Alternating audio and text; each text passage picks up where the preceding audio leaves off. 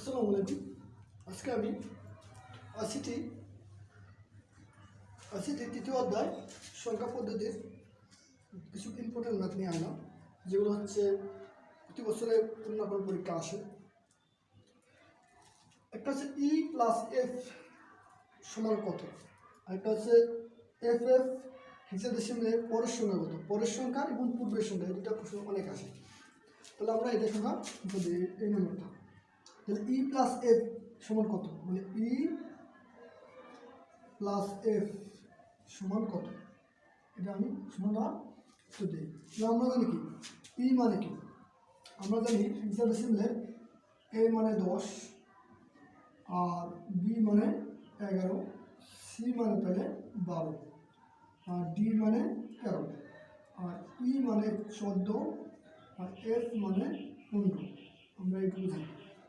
আর হেক্সাডেসিমালের ভিত্তি 16, তাহলে এখানে গেল 6টা সংখ্যা, আর একটা হচ্ছে 0 থেকে 9 পর্যন্ত, এখানে আছে 10টা। তাহলে এইগুলো 16টা অঙ্ক বা ডিজিট।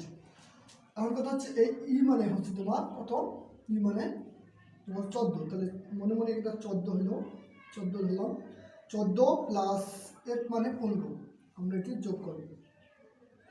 যোগ করলে কেমন হয়, 14 আর 15 যোগ করলে তো 29 হয়, মানে 29 এবং 29টা লেখা যায় হেক্সাডেসিমালে।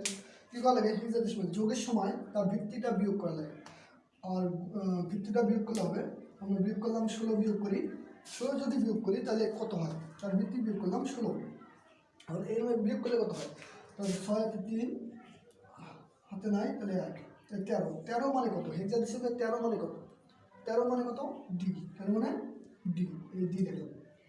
কিন্তু আমরা যে একবার বিয়োগ করছি হাতে 1, তাহলে কী হবে, এটা শুধু 1, তাহলে আর কিছু নাই, তাহলে 1, তাহলে এটার মান হবে যে এফ অর্থাৎ ই প্লাস এফ এর মান হচ্ছে 1 ডি, এটা অ্যান্সার।